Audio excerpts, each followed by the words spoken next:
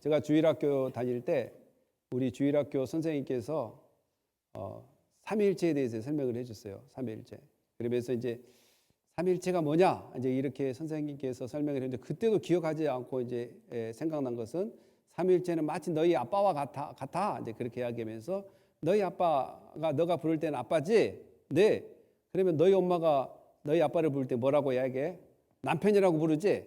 그리고 또 너희 아빠가 직장에 가면 뭐라고 부를까? 직원이라고 부르지. 그래서 아빠의 역할이 한 분이지만 그 아들에게는 아빠가 되고 부인에게는 남편이 되고 또 직장에서는 직원이 되는 이렇게 설명을 해주더라고요. 저도 어렸을 때 그렇게 알았죠. 그렇게 하는데 정확하게 이제 우리가 그 하나님의 그 영 이것들을 설명하기란 인간의 언어랄지 인간의 그 제한된 그 사상과 그 지식으로는 풍부한 하나님을 다 설명할 수는 없습니다, 사실. 그러나 가장 좀 그럴듯하게 또 우리 인간이 그래도 좀 알아들을 수 있게 설명한 것이 바로 이제 이 앞에 이걸 왜 Shield of Trinity라고 해요. 그렇게 성령의 삼일천의 방패의 삼일천. 그리고 이제 라틴어로는 믿음의 방패 이제 이렇게도 표현하게 되는데 이 앞에 나온 이 방패가 나오기까지는 많은 신학자들이 이제 연구 끝에 나오게 되는 거죠. 12세기부터 이제 이 그림을 누가 그렸냐? 아무리 찾아봐도 누가 그렸다라고 나오지 않고 신학자들 12세기 신학자들이 삼위일체를 설명할 때 자주 이용했던 이 그림이라는 거예요. 그래서 이제 현대 와서 이것을 구체적으로 이렇게 정확하게 이제 그렸는데 이 그림을 통해서 뭘 가르쳐요? 삼위일체가 존재한다. 그리고 삼위일체는 어떤 관계 속에 있는가?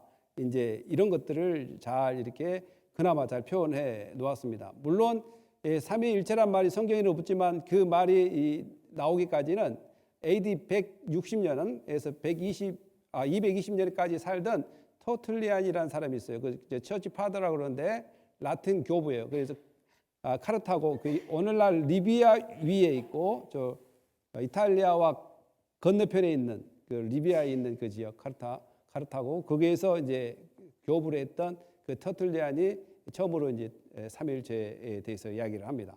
이제 그러면서 다 하나님의 God the Father, God the Son, God the Holy Spirit 다 하나님이지만 격이 위가 다 퍼슨이 다 다르더라는 거예요. 그러니까 아까 우리 주일학교 선생님이 저에게 가르칠 때 퍼슨은 하나인데 직분이 다른 거하고 전혀 해석이 안 맞는 거잖아요. 근데 여기는 person 각 위격이 다 다르단 말이에요. 하나님 아버지는 예수님이 아니다. 예수님은 성령이 아니다. 성령은 하나님 아버지가 아니다. 그러나 본질적으로 하나님이다. 그래서 설교할 때도 가장 힘들어하는 것이 이겁니다. 크리스천 센터를 들어가고 예수 그리스도의 중심으로 설교를 할 것인가? 그냥 성부, 성자, 성령의 하나님 중심으로 설교를 할 것인가? 아니면 성부, 성자, 성령 이름을 다 들먹이면서 설교를 할 것인가? 여러분 어떤 것이 가장 좋을 것 같아요? 그래서 설교할 때 이 포커스 맞추기가 쉽지 않습니다. 마찬가지로 오늘도 바울도 우리에게 겪었던 일이 뭡니까? 또한 바울이 겪었던 일이 뭐냐면 바로 우리의 마음과 생각으로는 도저히 우리의 자세와 우리의 어떤 노력으로는 도저히 율법을 이룰 수 없다라는 그런 스트러글링 가운데 있단 말이죠. 자기도 해보니까 예수를 믿지만 예수님이 나에게 구주라고 고백을 했지만 여전히 내 안에 이 죄 문제가 해결되지 않더라라는 것이죠.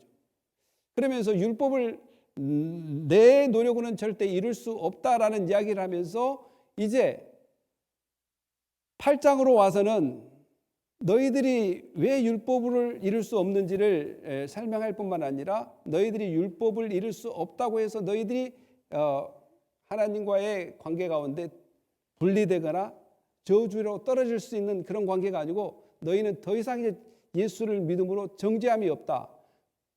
정죄함이 없는 이유가 뭐냐? 이제 이것을 이 영을 통해서 설명을 합니다. 오늘 본문도 영이란 말이 여러 번 나와요.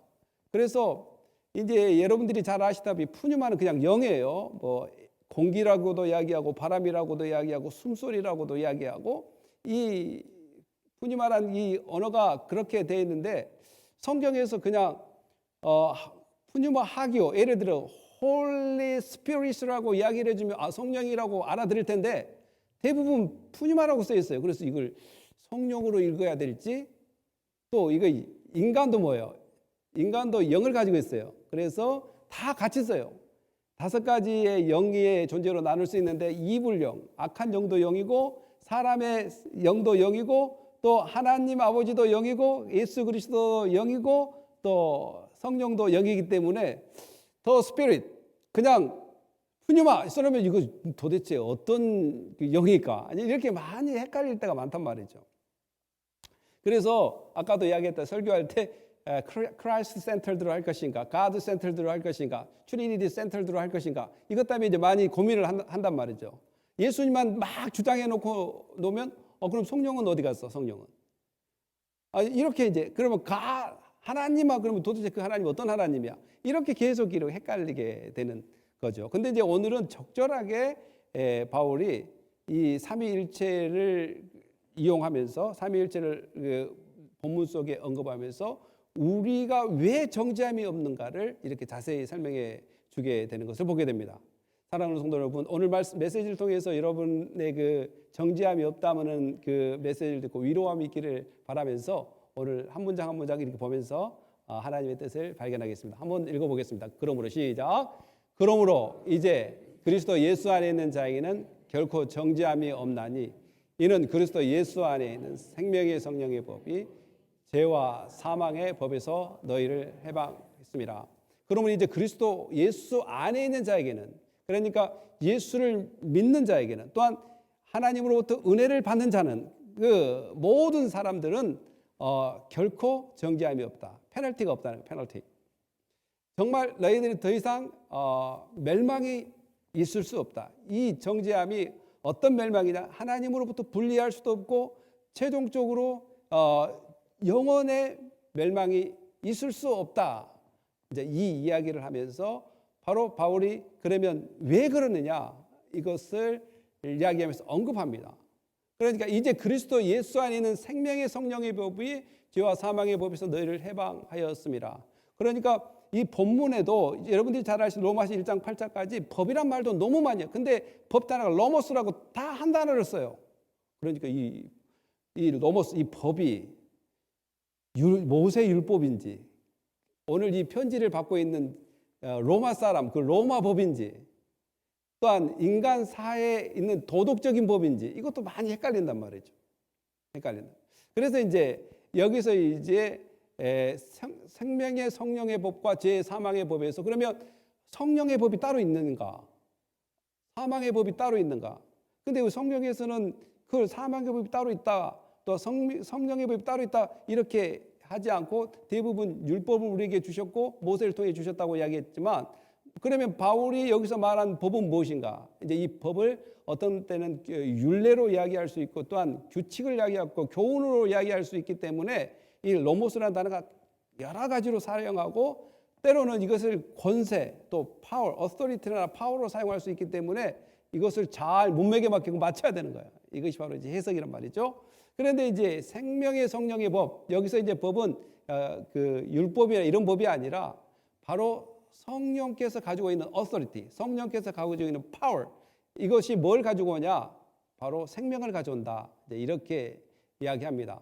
물론 성경에도 마찬가지로 여러분들이 잘 보시다시피 the law of the spirit 했지, 저기서 the law of the Holy Spirit이라고 말이 하지 않았습니다. 그러니까 문맥에 따라서 문맥에서 the Spirit이라고 쓰였지만 어떻게 우리가 이것을 해석했냐? 한국 성경 바로 성령이라고 바로 번역을 해버렸어요. 미국 성경은 더 스피릿으로 많이 번역을 합니다. 그러니까 더 스피릿으로 번역하면 폭넓어요. 뭐까지 생각할 수 있냐면 성부, 성자, 성령 삼위일체를 생각할 수가 있어요.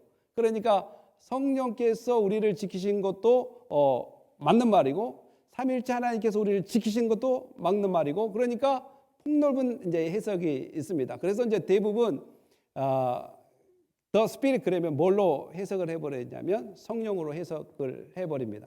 그렇기 때문에 이것을 또 틀렸다 말할 수도 없는 거고, 왜냐하면 여러분들이 아까 처음에 보시다시피 성부, 성자, 성령은 분리가 안 됩니다. 가톨 파들, 가톨 선, 가톨 홀리 분리가 안 되기 때문에 Holy Spirit, 그 성령께서 역사하신다라고 할 때 그러면 하나님의 영, 예수 그리스도의 영은 따로 분리되냐? 또 그것은 아니기 때문에 어떻게 보면 Holy Spirit, 성령께서 역사하신다라고 할 때 삼위일체가 함께 하신다라고 생각해도 무방하다라는 것이죠. 그러니까 그러면 우리 성령의 법은 바로 authority라고 이야기해요. 파워라고 이야기했어요. 죄를 이길 수 있는 힘, 죄를 다스릴 수 있는 능력, 이것을 이제 성령의 법이라고 이야기하면서 그 결론이 뭐냐?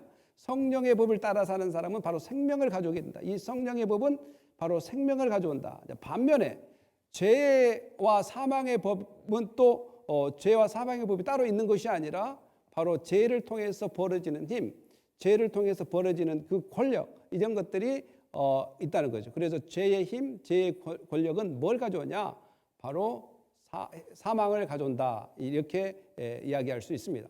그러나 죄와 사망의 법에서 너희를 해방시키는 것이 누구냐? 바로 예수 그리스도. 그러니까 계속해서 겹쳐서 나오는 거예요. 하나님의 역사와 하나님 아버지의 역사와 예수 그리스도의 역사와 성령의 역사가 분리돼서 이야기되지 않고 계속해서 겹쳐서 이야기되기 때문에 이것을 신학자들이나 설교하는 자들이 어렵게 생각하는 그거예요. 이것도 예수 그리스도를 포커스를 둘까? 성령을 포커스. 여기는 누가 봐도 성령에다 포커스를 둬야 돼요.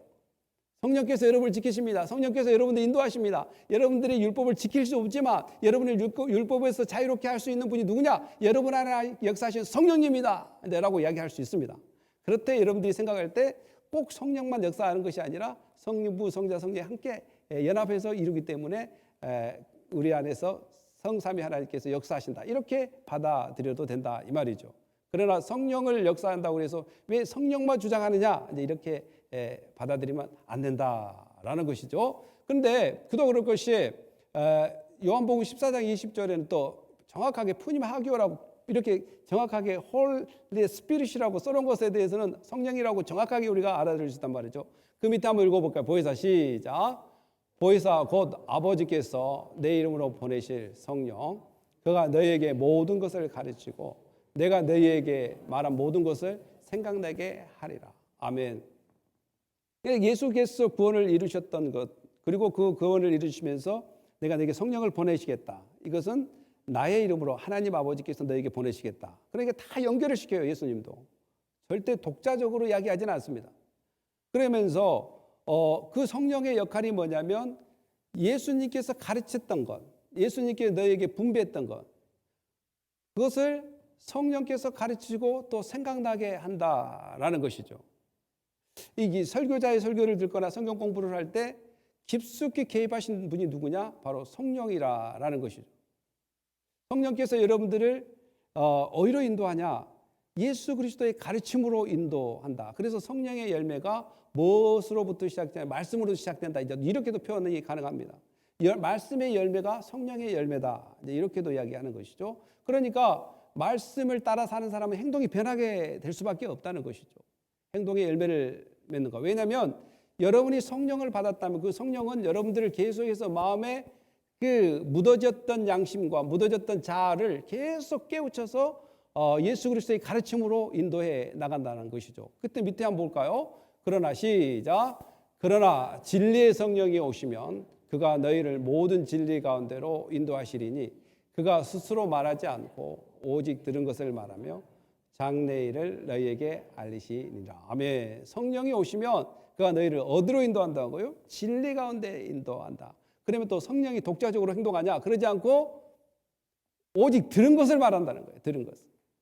그러니까 이 예수 그리스도의 가르침과 하나님의 역사하심, 하나님께서 예수 그리스도를 통해서 역사하신 모든 역사를 성령께서 생각나게 하시고 그 진리로 우리를 인도해 나간다라는 것이죠. 그러니까 예수 안에 있는 자에게는 결코 정죄함이 없는 이유가 우리가 막 노력하고 어떤 것들을 잘 이루고 율법을 잘 지켜서가 아니라 내 안에 이 성부, 성자, 성령, 이 하나님께서 우리를 성령을 통해 진리 가운데로 이끌어가게 하고 예수 그리스도의 가르침을 생각하게 해서 우리의 죽었던 자아의식이랄지 자유의지가 말씀으로 계속 갈 수 있도록 이렇게 돕는다라는 것이죠. 그래서 성령을 보혜사라고 이야기하고 그것을 돕는 헬퍼라고 이야기하고 어드보케이트, 변호한다라고 이야기하고 카운슬러, 이렇게 상담자라고도 이야기하는 이유가 바로 거기에 있습니다. 사랑하는 여러분, 여러분들이 비록 좀 인간이 연약할지라도 부족할지라도 정말 우리가 구원의 확신을 가져야 될 이유가 바로 성부, 성자, 성령 이 삼위 하나님께서 여전히 여러분들을 지키시고 인도해 주심에 여러분들이 나는 자신 있게 정죄함이 없다라고 이야기할 수 있는 것입니다. 그런데 이 정죄함이 없다는 것과 책망은 또 다릅니다. 책망. 하나님께서 우리가 잘못하거나 때로는 하나님 뜻에 벗어나면 가끔 책망을 하십니다. 성경에도 나옵니다. 그러나 그것을 정죄와 다른 이미지입니다. 여러분들의 자녀가 예를 들어서 잘못을 했다고 질책을 할 때 그 질책이 너는 내 자식이 아니야 라고 이야기할 수 있는 그런 질책은 아닙니다. 너는 질책을 받지만 내가 아무리 거부한들 너는 내 자식이란 말이야. 혈육적으로 자신이고 또 내가 직접 자연의 법칙에 의해서 또한 그 낳았던 자식이라고 할지라도 그 낳았던 자식을 질책한다고 해서 내 자식이 아닌 것이 아닌 것처럼 우리가 삶을 살다가 하나님 앞에 잘못했거나 또한 법을 어겼을 때 하나님께서 다시 돌아올 수 있도록 깨닫게 하신 그런 것들이 여러 가지 방편이 있습니다. 보응이랄지 질책이랄지 또한 사람을 통해서 깨닫게 하는 그런 것을 통해서 질책을 받을 때 이것을 정죄받았다 이렇게 이야기하지는 않는다. condemnation, 비난받았다, 페널티 받았다 이렇게 이야기하지 않는다는 거죠. 죄에 대한 대가를 내가 깨닫게 해서 죄로 회개할 수 있는 사인으로 우리는 받아들여야 된다라는 것이죠. 우리 더 한번 나오고 3절 한번 읽어볼까요? 율법이 시작. 율법이 육신으로 말미암아 연약하여 할 수 없는 것을 하나님은 하시나니 곧 죄로 말미암아 자기 아들 죄 있는 육신의 모양으로 보내어 육신의 죄를 정하사 육신을 따르지 않고 그 영을 따라 우리에게 율법의 요구가 이루어지게 하려 하심이니라. 아멘. 그러니까 율법이 육신으로 말미암아 연약할 수 없다는 것을 이미 하나님도 아신다는 거예요. 우리들이. 그리고 바울도 자기도 경험해 봤지만 우리가 바울을 대단하게 생각하지만 물론 대단합니다. 그런데 바울 자신도 우리가 연약하다. 율법을 이룰 수 없는 존재라는 것도 본인이 고백하는 것을 성경을 통해서 보게 됐습니다. 오늘 우리도 마찬가지로 우리가 해야 될 것은 나는 완벽하다. 나는 모든 것을 잘한다. 나는 모든 것을 안다. 하나님 뜻을 잘 알아. 난 하나님에 대해서 믿음이 좋아. 이것도 할 수 있는 말이지만 나는 여전히 믿음이 자라야 된다. 이것이 더 옳은 말이죠. 나는 믿음이 자라야 되고 성숙되어진다. 언제까지? 주님 오실 그날까지. 또한 예수 그리스도의 장성한 분량까지 자라야 된다. 이렇게 우리가 표현을 해야 됩니다. 우리는 연약하다라는 것입니다. 우리가 연약한 존재라는 것을 이해할 때 상대방을 이해하게 된다는 것이죠. 상대방을 이해하지 못할 때 폭력이 일어난다고 합니다.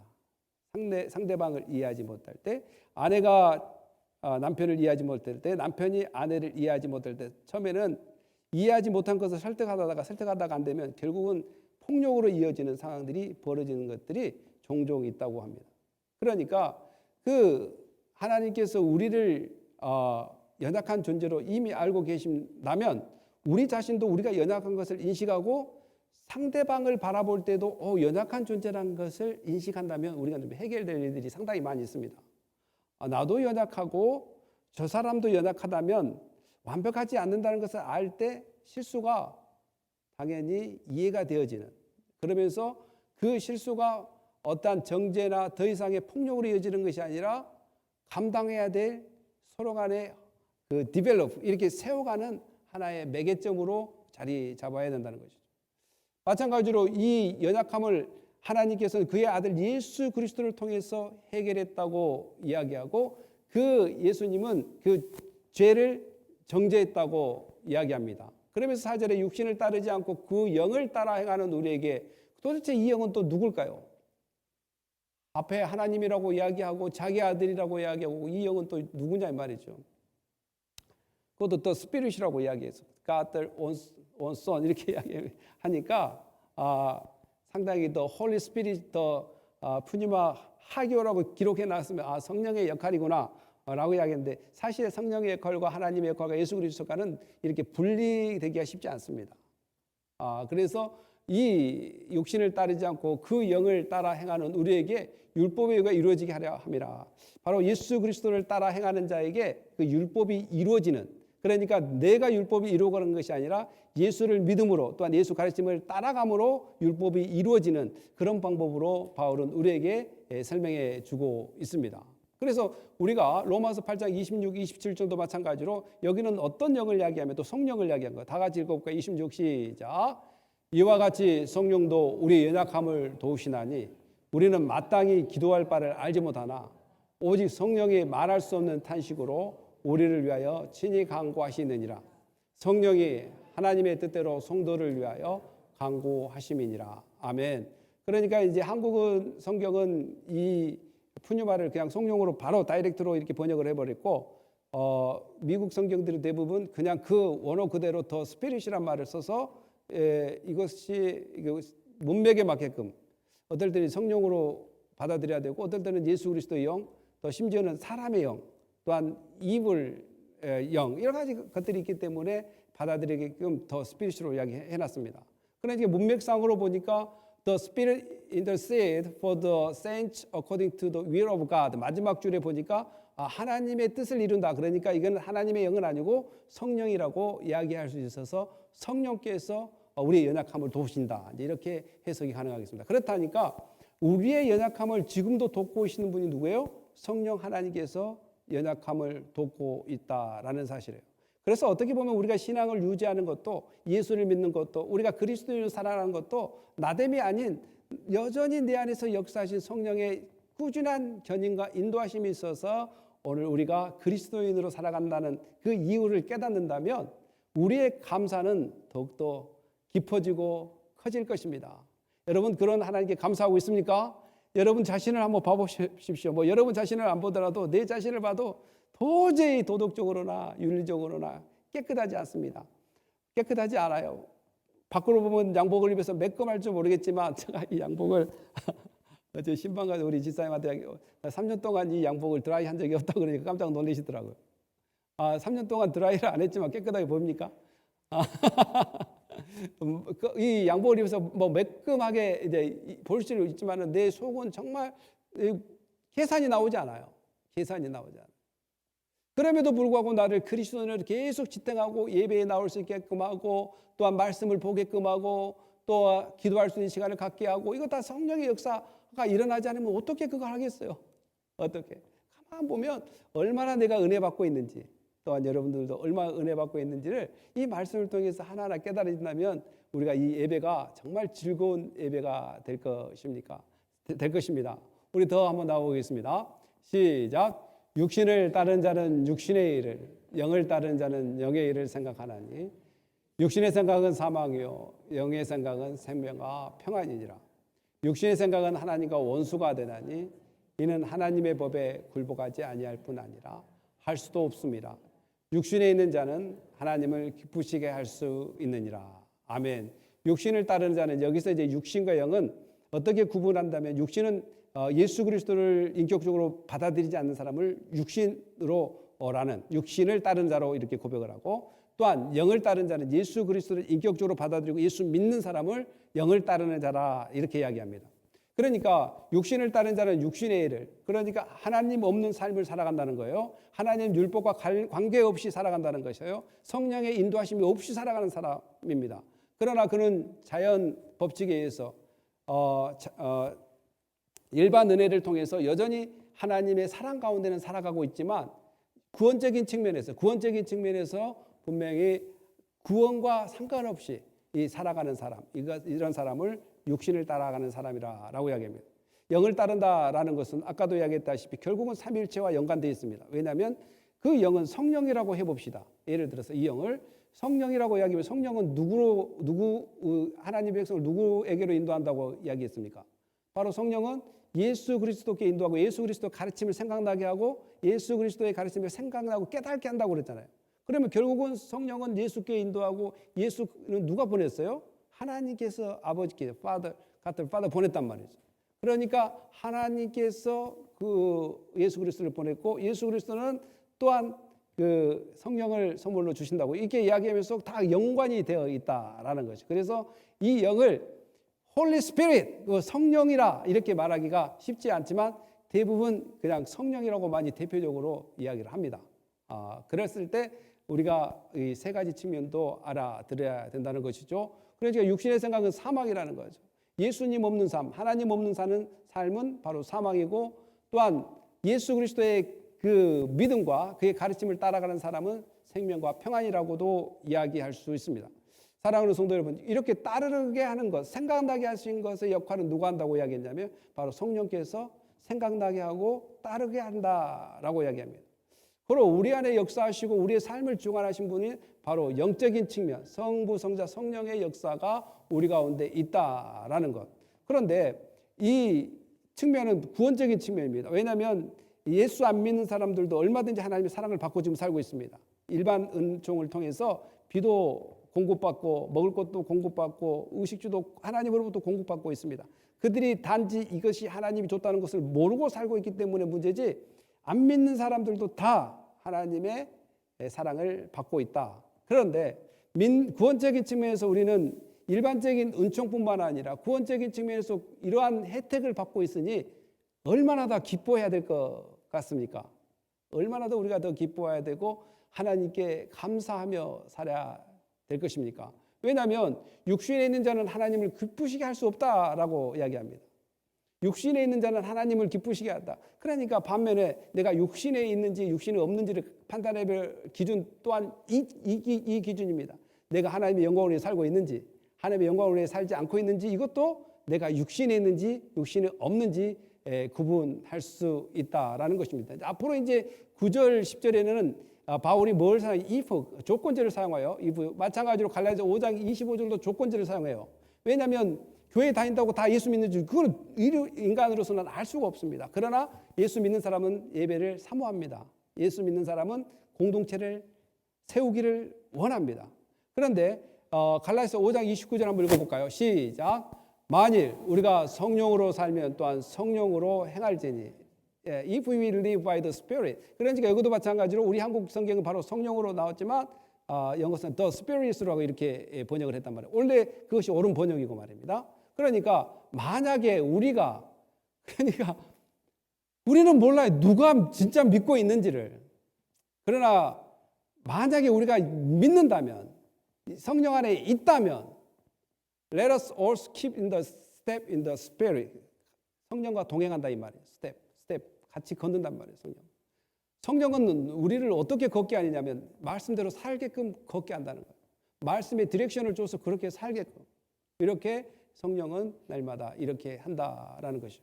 그래서 만약에 여러분들이 예수를 믿는다면, 성령을 충만히 받았다면, 여러분이 성령이 함께 계신다면 여러분의 이 스텝은 하나님이 기뻐한 쪽으로 걸어가게 된다라는 것입니다. 왜 성령이 가만 놔두지 않습니다. 하나님의 선택받은 사람은 분명히 이렇게 걸어갈 수 있도록 도우시고 역사하신다고 약속했기 때문에, 우리의 연약함을 도와주신다고 했기 때문에 그렇습니다. 오늘 9절부터 한번 10절 읽어볼까요? 시작. 만일 너희 속에 하나님의 영이 거하면 너희가 육신에 있지 아니하고 영에 있나니, 누구든지 그리스도의 영이 없으면 그리스도의 사람이 아니라. 또 그리스도께서 너희 안에 계시면 몸은 죄로 말미암아 죽은 것이니나 영은 의로 말미암아 살아있는 것이니라. 아멘. 마찬가지 9절 10절도 바울은 만약이란 말을 씁니다. if, 만약에 너희 속에 하나님의 영이 거하시면 너희가 육신에 있지 아니하고 영에 있나니. 그러니까 여기서도 마찬가지로 만일 너희 속에 하나님의 영이 나타나죠. 또 그리고 너희 속에 육신에 있지 아니하고 영이란 말이 또 나타납니다. The Spirit. 그 다음에 누구든지 그리스도의 영이 없으면 세 가지 영이 나타나게 됩니다. 예. 그리고 더 나아가서는 10절에 보니까 그리스도께서 너희 안에 계시면 몸은 죄로 말미암아 죽은 것이요 영은 의로 말미암아 살아 있는 것이라. 이 영은 또 뭘까요? 이거는 또 사람의 영입니다. 너의 영, 사람의 너희 영이 살아난다라는 것입니다. 근데 단어는 다 똑같아요, 표현만. 그래서 이제 문장에 따라 이제 이렇게 역사하시는데, 그래서 우리가 영이 우리를 살린다. 우리의 그 성부, 성자, 성령의 그 영이 우리를 율법을 따라갈 수 있고 율법을 이길 수 있는 대가를 이미 지불했기 때문에 우리가 이 삼위일체 하나님께서 우리를 인도해 주셔서 우리는 거뜬히 정죄함이 없다는 그러한 증명을 바울은 우리에게 해 주고 있습니다.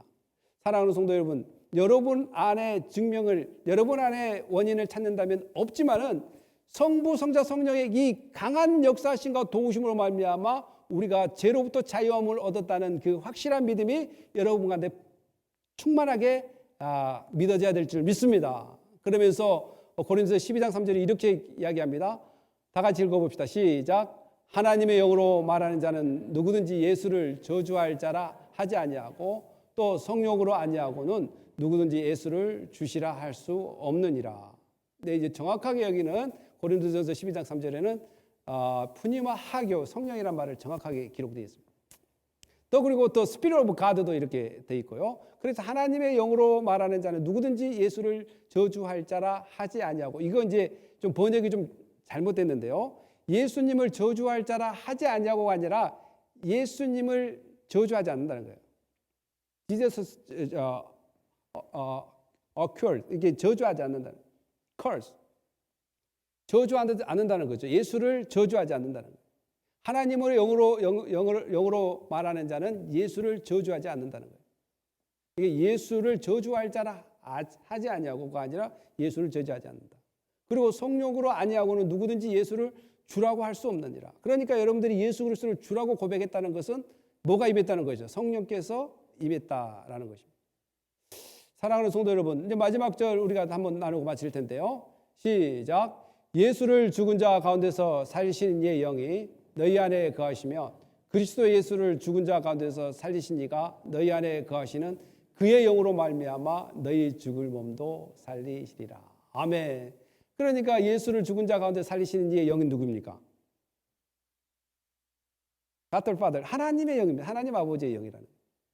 하나님 아버지의 영이 너희 안에 거하시면 그리스도 예수를 죽은 자 가운데서 살리신 이가 너희 안에 거하시는 그 영으로 말미암아, 너희 안에 거하는 그 영은 또 누굴까요?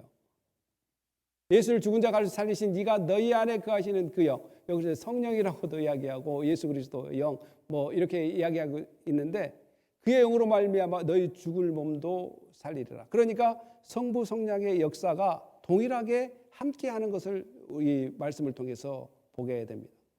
단순히 성령의 역사라고만 이야기할 수도 없고 성부 성자 성령은 떼내야 떼낼 수 없는 삼위일체입니다. 그 하나님이 바로 여러분들과 함께 계셔서 여러분들을 오늘도 구원으로 인도한다는 사실을, 우리는 율법이 왜 우리가 지킬 수 없음에도 불구하고 구원받았다는 사실을, 왜 정죄함이 없다는 사실을 바로 바울은 이 영이라는 이야기를 통해서 우리에게 확신을 심어줍니다. 내가 성령을 받은 것이 율법의 행위로냐? 그러면 성령을 받은 것도 율법을 잘 지켜서 성령을 받은 것이냐? 성령을 받은 것도 선물이라는 것입니다. 에베소서 2장에도 마찬가지로 너가 믿음도 하나님께서 주신 선물이라고 이야기하고, 우리가 성령을 받은 것도 선물이다. 너희가 행위를 잘해서 성령을 받은 것이다. 아니다. 듣고 믿음으로 말미암아 받았다. 믿음 자체도 하나님께 주신 선물이다라고 에베소서 2장 8절에 이야기해요. 8장 9절 10절에 읽어보면 이야기하고 있습니다. 아브라함이 하나님을 믿음에 그가 그를 그의 의로 정하셨다 함과 같다라고 이야기합니다. 사랑하는 성도 여러분, 모든 것이 은혜라고 표현할 수 있는 이 말씀입니다. 정말 모든 것이 은혜구나. 모든 것이 은혜고, 정말 내가 어떠한 구원을 이룰 수 있는 뭐 숟가락 한 줄 하나 얹을 수도 없는 그런 상황이라는 것을 발견하고, 이런 나에게 성부 성자 성령께서는 오늘도 여전히 여러분을 지키시고 보호해 주심에 감사하는 은혜가 있기를 예수님의 이름으로 축복합니다. 그리고 그런 확신 가운데 오늘도 하나님 주신 은혜 가운데 풍성한 삶을 살아가시기를 예수님의 이름으로 축복합니다. 기도하겠습니다. 할렐루야. 하나님 감사합니다. 오늘 우리가 살아가는 것은 내가 살아가는 것이 아니라 내 안에 그리스도가 살아가는 것이요, 성령 하나님께서 인도하시며 성령의 인도하심과 하나님의 역사하심이 두루 우리를 인도해 나가신다는 사실입니다.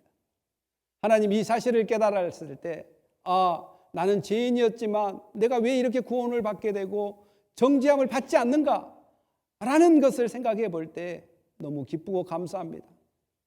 하나님 은혜가 아니었다면, 하나님의 영이 아니면, 예수 그리스도의 영이 아니면, 성령의 영이 아니면 어떻게 우리가 이 율법을 만족시킬 수 있겠습니까?